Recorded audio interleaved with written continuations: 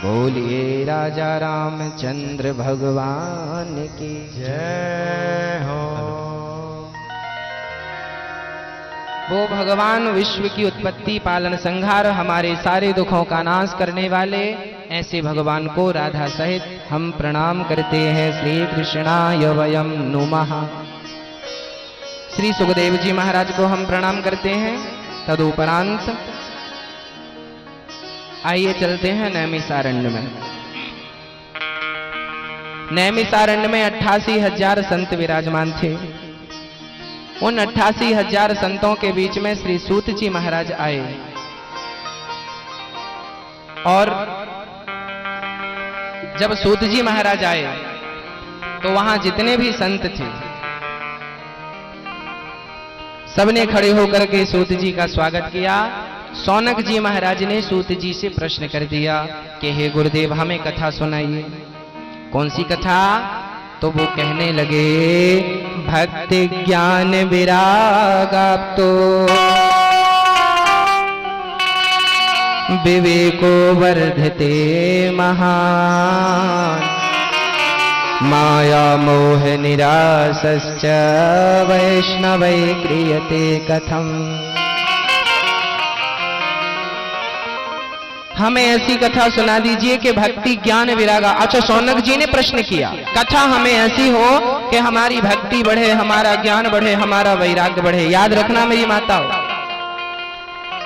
जीवन में सिर्फ भक्ति का होना पर्याप्त नहीं है, ज्ञान का होना भी जरूरी है और ज्ञान के साथ साथ थोड़ा सा वैराग्य का होना बहुत जरूरी है।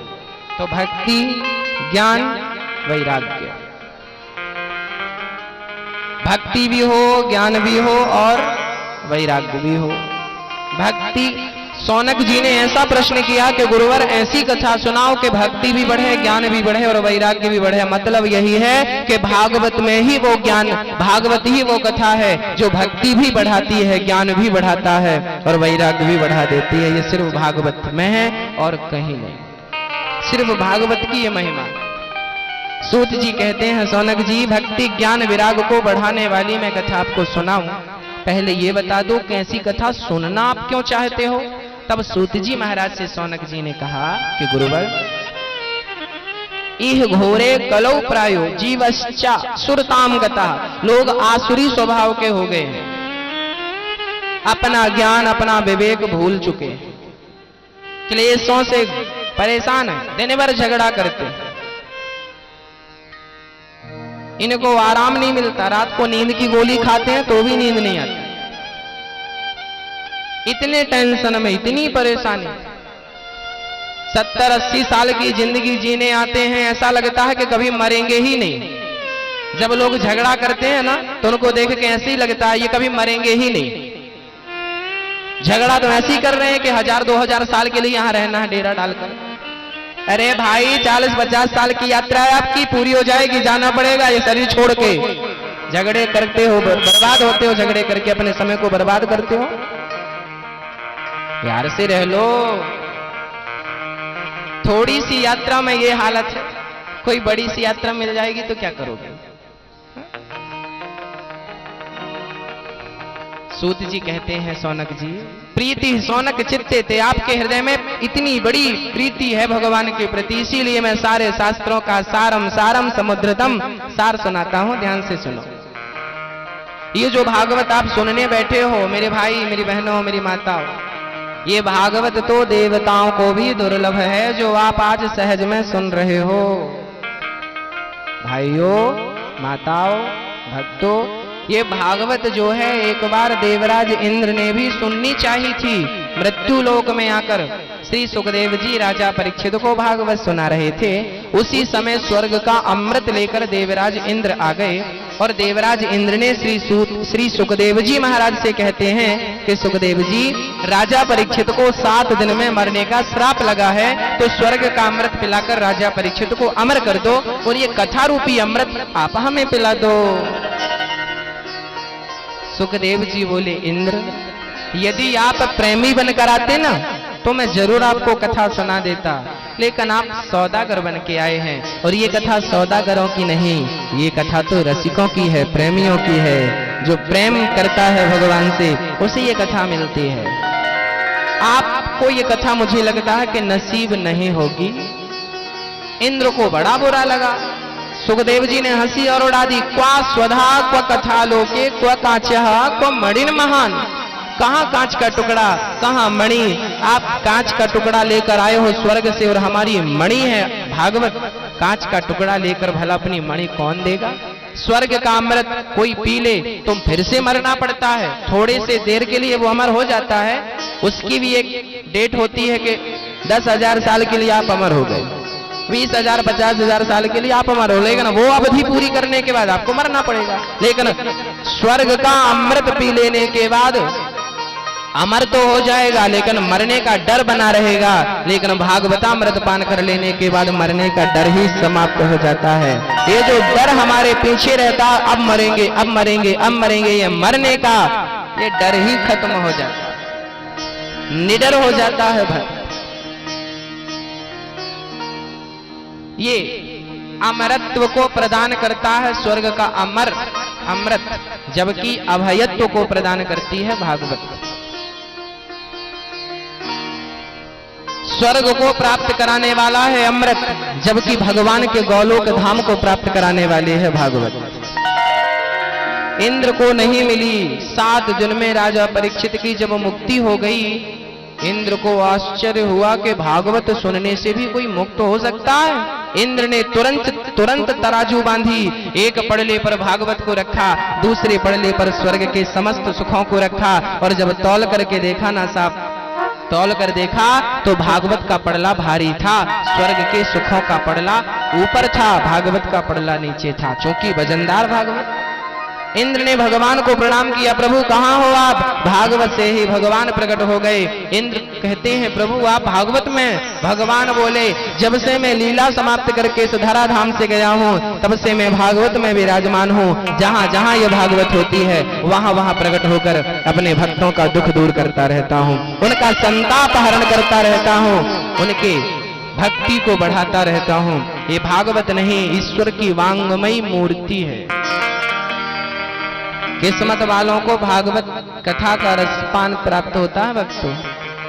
अरे गहरे नत्थु खैरे तो सुन भी नहीं पाते।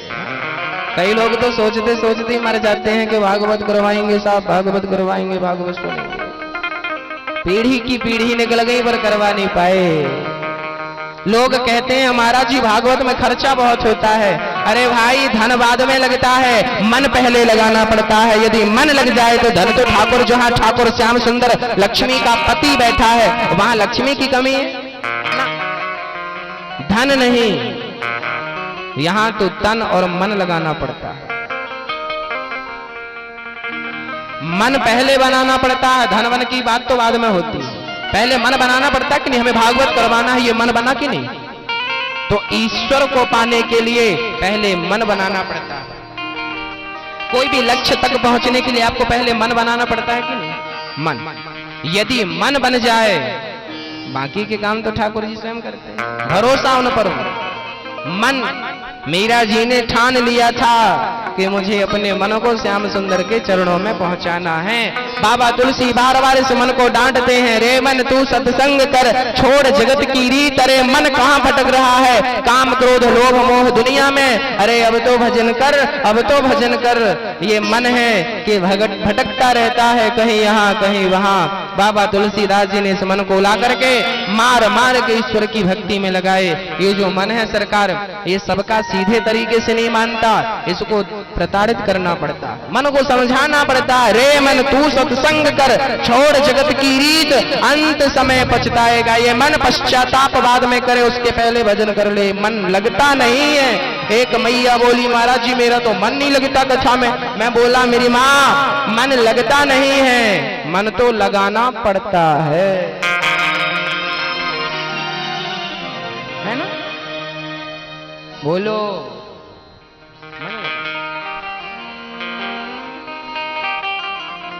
लगता थोड़ी है। पहले के जमाने में खेतों की बुवाई बैलों से होती थी, हल चलाते थे ना, हल बैल चलाते थे। बोलिए आप तो ट्रैक्टर काम करता है, पहले बैलों से हल चलते थे। तो आप बताइए, हल में जो बैल होता था वो अपने आप ही तैयार हो जाता था क्या कि चलो मेरे कंधे पर रखो मैं चलाऊं? लाना पड़ता था उसको, वो भागता था बार बार कि ये मेहनत मेरे बस की नहीं है। किसान उसको पकड़कर जबरदस्ती लाता था और हल उसके कंधे पर रख करके, उसके गर्दन में रख करके बांध देता था। ऐसे ही इस मन को जबरदस्ती पकड़ कर लाना होगा और इस मन को पकड़ के जबरदस्ती इसको माला पकड़ाना होगा। चल चल माला, जब भगवान का भजन कर तेरा भवसागर से बेड़ा पार हो जाएगा। ए मन, ओ पापी मन,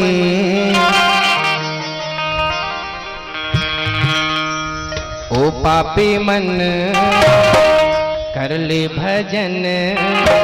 ओ पापी मन, कर ले भजन।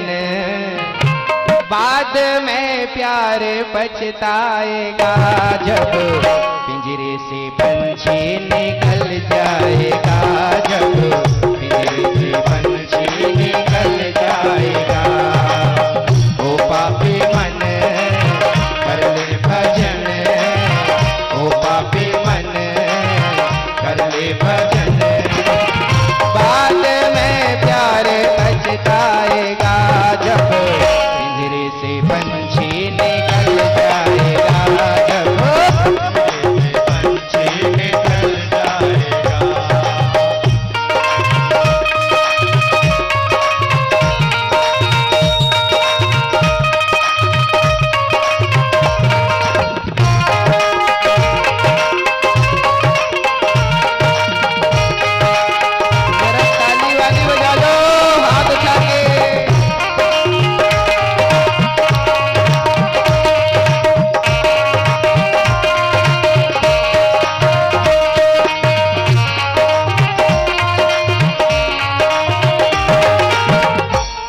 करता तू मेरा मेरा, क्यों करता तू मेरा मेरा? ना कुछ तेरा ना कुछ मेरा, ना कुछ तेरा ना कुछ मेरा। खाली हाथ आया है खाली हाथ जाएगा।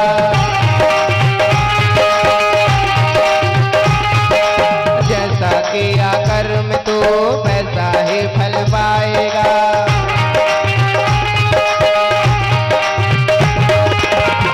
बाद में प्यार पछताएगा जब पिंजरे से पंछी निकल जाएगा।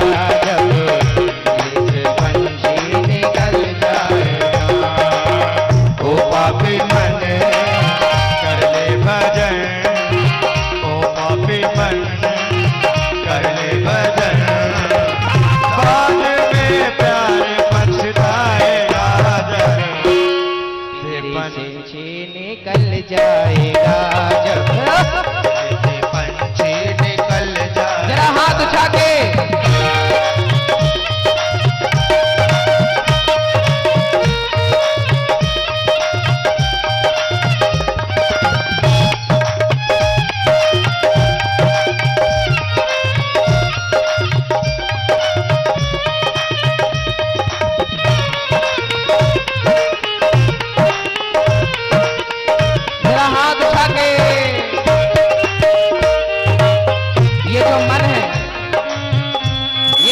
पश्चाताप करे उसके पहले भगवान का भजन कर लो मेरे भाई।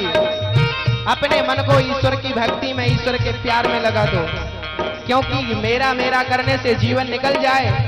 जिसको अपना कहना था उसको अपना कहा ही नहीं, जो अपना था ही नहीं उसके लिए जिंदगी बर्बाद कर दी। इसलिए कहता हूं, सोने वालों जाग जाओ और जाग कर हरि के भजन में लग जाओ। भर जवानी जी भर के सोया, भर जवानी जी भर के सोया। आया बुढ़ापा देख के रोया। आया बुढ़ापा देख के रोया। प्रभु की नजर से तो बच नहीं पाएगा। प्रभु के नजर से तो बच नहीं पाएगा। जैसा किया कर्म तो वैसा ही फल पाएगा।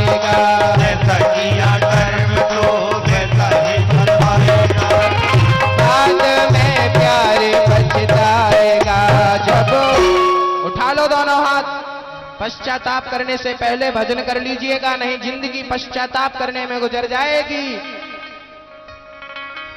बाद में प्यार पछताएगा, जब पिंजरे से पंछी निकल जाएगा, जब पिंजरे से पंछी निकल जाएगा। ओ पापी मन कर ले भजन, ओ पापी मन कर ले भजन। बाद में प्यार पछताएगा, जब पिंजरे से पंछी निकल जाएगा, जब पिंजरे से पंछी निकल जाएगा, जब पिंजरे से पंछी निकल जाएगा, जब पिंजरे से पंछी निकल जाएगा, जब पिंजरे से पंछी निकल जाएगा, जब पिंजरे से पंछी निकल जाएगा, पिंजरे से पंछी निकल जाएगा, जब पिंजरे से पंछी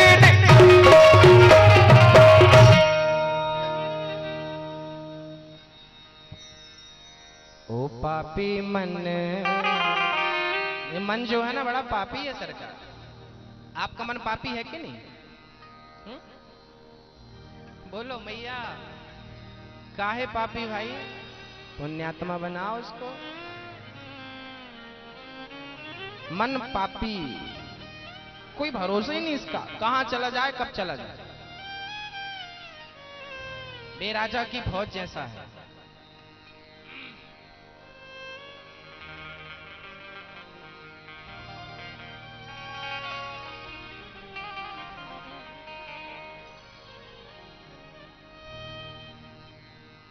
श्री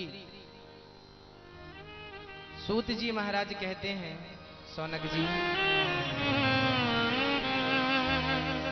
इंद्र को भगवान के दर्शन हुए, इंद्र परम धाम को चले गए, अपने बैकुंठ, अपने स्वर्ग लोक को। ये जो भागवत है ना, इस भागवत को राजा परीक्षित ने तो सुनी ही है, एक बार देवर्षि नारद जी ने भी इस कथा का रसपान किया है। नारद जैसे महान बड़े बड़े संतों ने भी इस कथा को श्रवण किया है, क्योंकि कथा ही है जो हमारे जीवन की व्यथा को दूर कर सकती है, बाकी कोई नहीं कर सकता। नारद जी महाराज ने एक बार क्या किया कि सोचे चलो मैं जाकर मृत्यु लोक में देखकर आऊं कि शांति कितनी है। तो नारद जी महाराज शांति पाने यहां आ गए मृत्यु लोक। और जब नारद जी आए तो क्या देखा, कहां कहां गए नारद जी? तो पुष्करम चा प्रयागम चा काशीं गोदावरीं तथा। नारद जी पुष्कर, प्रयाग, काशीं गोदावरीं, हरिक्षेत्रम, कुरुक्षेत्रम, श्रीरंगम, सेतुबंधनम एवमादिषु तीर्थेषु भ्रममाणितस्ततः।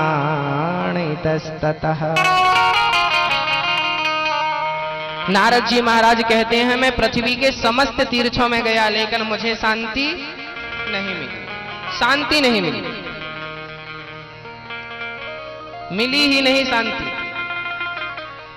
तब नारद जी महाराज कहते हैं कि मैं शांति पाने पहुंच गया मृत्यु लोक, मनुष्यों के घर,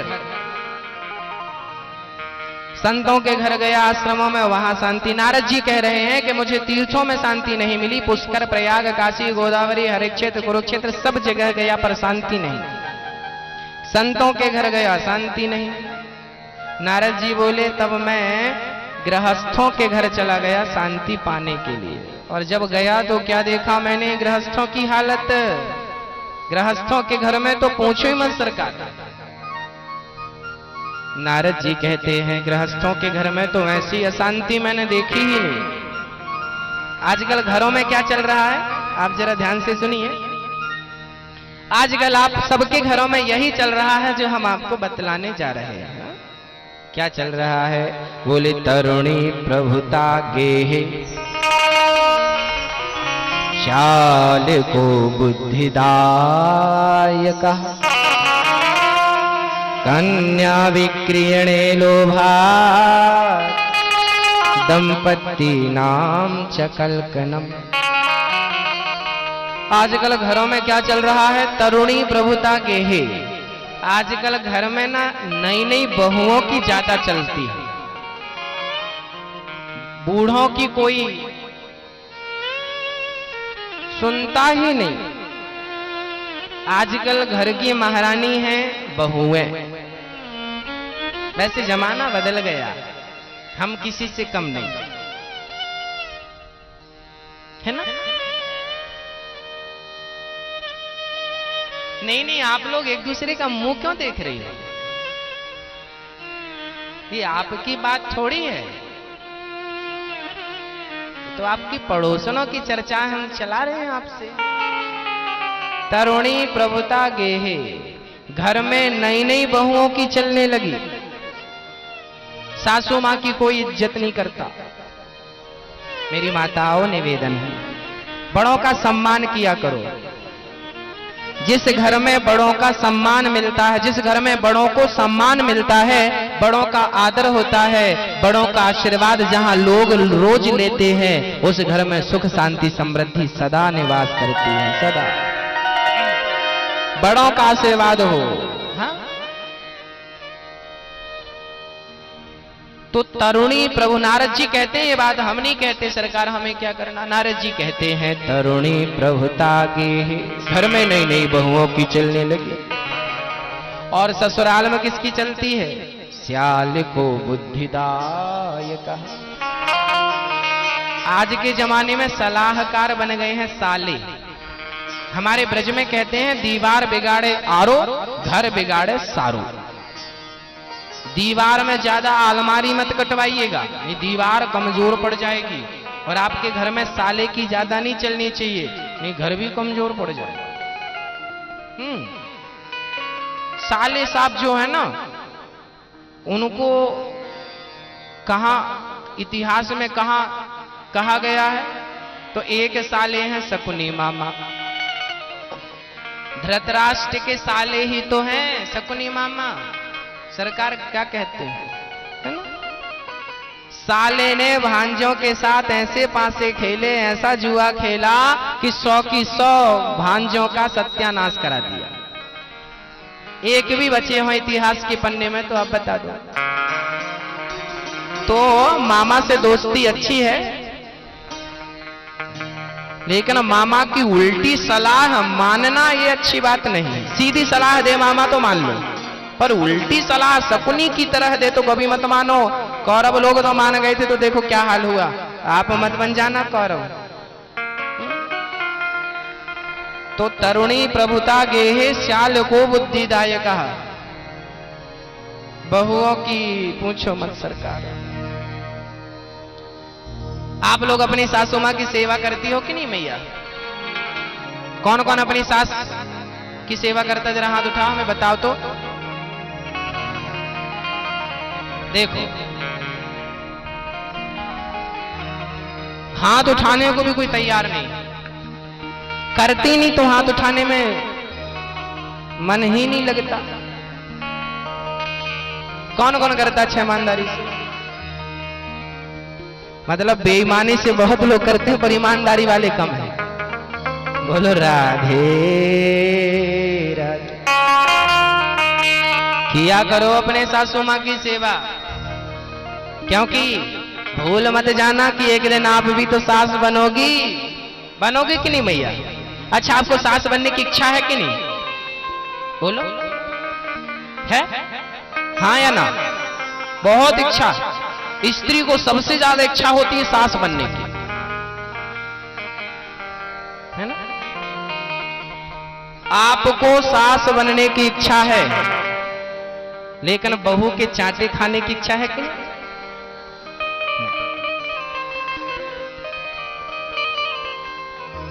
यदि आप बहू की गाली खाना पसंद करेंगे क्या?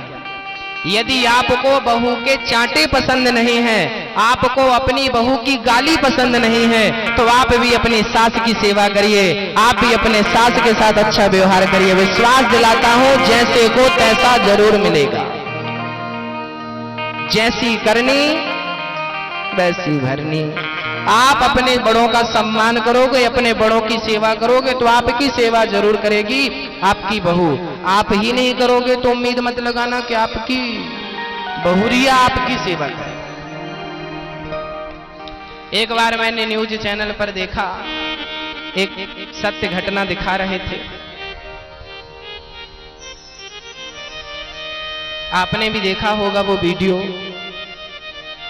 एक बूढ़ी सास थी, 80 और 90 के बीच की थी।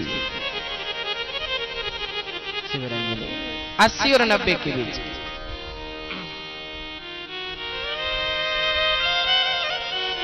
इतनी उम्र थी, वो बूढ़ी मां ऐसी हालत थी कि ना पलके से उठ सकती, ना वो पानी उठाकर पी सकती। मतलब उस बूढ़ी मां का जो बेटा था ना, वही उसको उठाता, नहलाता, भोजन कराता, सारी सेवा बेटा करता। मां का बेटा श्रवण की तरह था, बहुत अच्छा था। लेकिन एक दिन वो बेटा किसी काम से बाहर गया,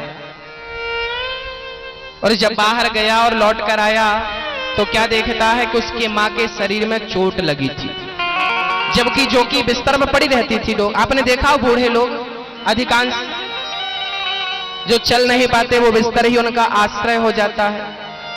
तो बेटे ने देखा कि मैं 2 दिन के लिए क्या बाहर गया, मेरी मां को इतनी सारी चोट कैसे लग गई। अपनी पत्नी से उस बेटे ने पूछा, मतलब वो सास की बहू ने कहा, ना माँ जी को पता नहीं, मुझे लगता पलंग से गिर गई। वो पलंग से गिर गई थी एक दिन, मैंने उठा के पलंग में डाला, इसीलिए उनको चोट लग गई। बहू ने ऐसा बोल दिया। 1 महीना फिर गुजर गया, बेटे को फिर जाना था, तो बेटे ने अपनी मां के कमरे में सीसीटीवी कैमरा लगा दिया।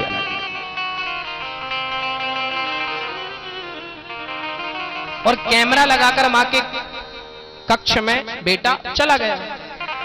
ये बात उस बेटे की पत्नी को पता नहीं थी कि कैमरा लगा। अब जो उस बूढ़ी सास, जो बूढ़ी मां थी, उसकी जो बहू, उस बच्चे की पत्नी आई भोजन देने। बेटा कह के गया था अपनी पत्नी से कि मेरी मां की रोज सेवा करना, थोड़ा नहला देना और इनको कपड़े पहनाकर इनको रोटी पानी भोजन देते रहना। वो बहू जब आई ना, तो बहू ने देखा डोकरी कम मरेगी, कितना परेशान करती है, पूरे इस कमरे में बदबू भरी पड़ी है, मरती नहीं, जीना हराम कर दिया। तो बहू ने क्या किया, उस सासू मां के बाल पकड़े, उठा करके खटिया में पटक दिया। और इतनी नहीं, बहू ने उठाया और जमीन में भी धड़ाम से पटक दिया। उसको क्या पता था कि सीसीटीवी कैमरे में सब कैद हो रहा है।